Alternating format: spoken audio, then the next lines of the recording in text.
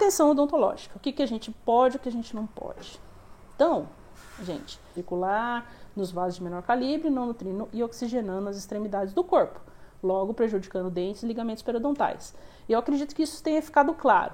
Dente o sangue mais espesso, você tem uma menor circulação de nutrientes, oxigenação naquela região, há uma chance maior daquela região causar uma necrose. As células estão morrendo por falta de nutrição. O que vai acontecer? Aquelas regiões onde não chega o sangue, elas estão mais propensas à infecção, concorda? As células de defesa chegam lá? Não. Se elas não chegam lá, a propensão à infecção é maior. Bactéria na boca. Tendo muita bactéria na boca e pouca célula de defesa na gengiva, adivinha o que vai acontecer? A rave das bactérias. Então, você precisa entender que o paciente que tem doença periodontal, ele tem uma propensão maior se o paciente que tem diabetes, ele tem uma propensão maior à doença periodontal.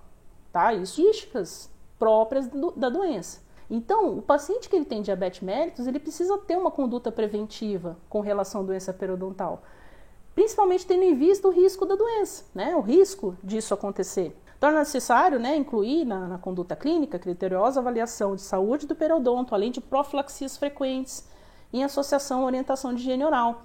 Então, você precisa orientar muito bem o seu paciente. Ele precisa ter consciência de que escova e fio dental é remédio para o caso dele. Sem higienização, é impossível controlar o quadro. Não adianta você tentar controlar sozinho, ele também precisa ajudar. Então, você precisa fazer um processo de orientação em que você vai mostrar para ele como que ele vai ter que fazer escovação, ok? E além, é claro, das profilaxias frequentes. O paciente que tem diabetes, ele tem que fazer uma profilaxia mais frequente do que a cada uma vida normal. Ele toma medicação e segue a vida, só que a reabsorção óssea está acontecendo lá e ele nem está percebendo. Se você faz esse controle, faz as profilaxias com maiores frequências, o paciente começa a ter um condicionamento melhor com relação à higienização, é sucesso. Ele não vai ter tanto problema de infecção, ele não vai ter problema periodontal, ele vai ter um quadro controlado e vai ter saúde, que é o que é importante. Embora existam vários estudos que apontam por parte dos indivíduos doentes a respeito da importância de manter a saúde bucal, as pessoas não sabem. A gente que é dentista, a gente tem um hábito de pensar que todo mundo sabe dessas coisas, né? Que escova e fio dental é uma coisa muito importante. Mas se você começar um monte de cárie interproximal, um monte, todos os dentes da frente, um pontinho de cárie interproximal. Aí você vai olhar lá na anamnese, o paciente não usa fio dental.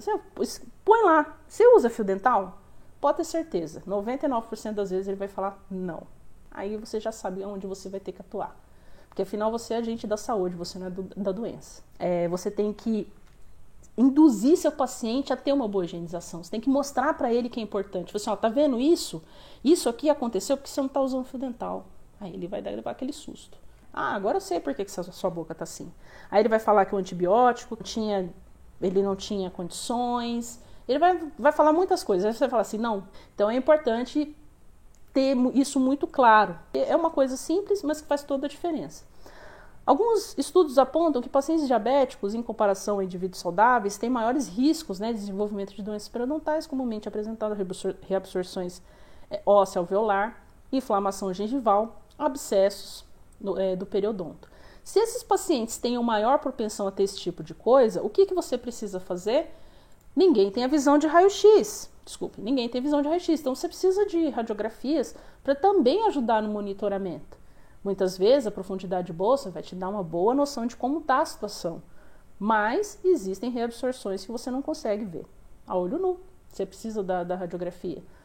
Com a radiografia na mão, fazendo controle periódico, com certeza, seu paciente foge desse quadro de que quem tem diabetes mellitus vai ter problema de gengiva.